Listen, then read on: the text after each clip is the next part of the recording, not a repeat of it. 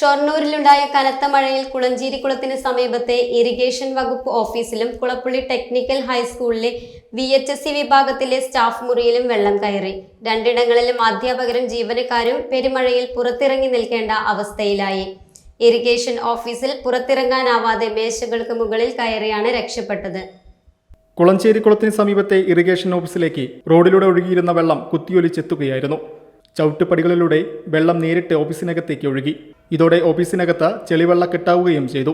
വെള്ളം കുത്തിയൊലിച്ചെത്തുന്നത് ഹോളോബ്രിക്സ് ഉപയോഗിച്ച് തടയാൻ ശ്രമിച്ചെങ്കിലും കല്ലുകൾക്ക് മുകളിലൂടെ വെള്ളം ഓഫീസിലേക്ക് കുത്തിയൊലിച്ചു.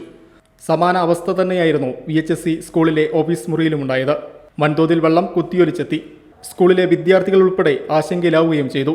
ഷീറ്റിട്ട ഷെഡിലാണിപ്പോഴും VHSC സ്കൂൾ കെട്ടിടം പ്രവർത്തിക്കുന്നത്. കനത്ത മഴയും കാറ്റും സമീപത്ത് നിൽക്കുന്ന മരങ്ങളും വിദ്യാർത്ഥികൾക്കും അധ്യാപകർക്കും ഭീഷണിയുമാണ്. സ്കൂൾ കെട്ടിടം നിർമ്മിക്കാൻ സർക്കാർ അനുമതി ലഭിച്ച് 5 വർഷം പിന്നിട്ടെങ്കിലും ഇപ്പോഴും കടലാസിൽ വിശ്രമിക്കുകയാണ്. 5 കോടി രൂപയുടെ പദ്ധതിക്കാണ് സർക്കാർ അംഗീകാരം നൽകിയത്. ടെക്നിക്കൽ ഹൈസ്കൂളിന്റെ സ്ഥലമായതിനാൽ ഇത് വിട്ടുകിട്ടാനുള്ള സാങ്കേതിക തടസ്സങ്ങൾ നീക്കാൻ ഇതുവരെ കഴിഞ്ഞിട്ടുമില്ല.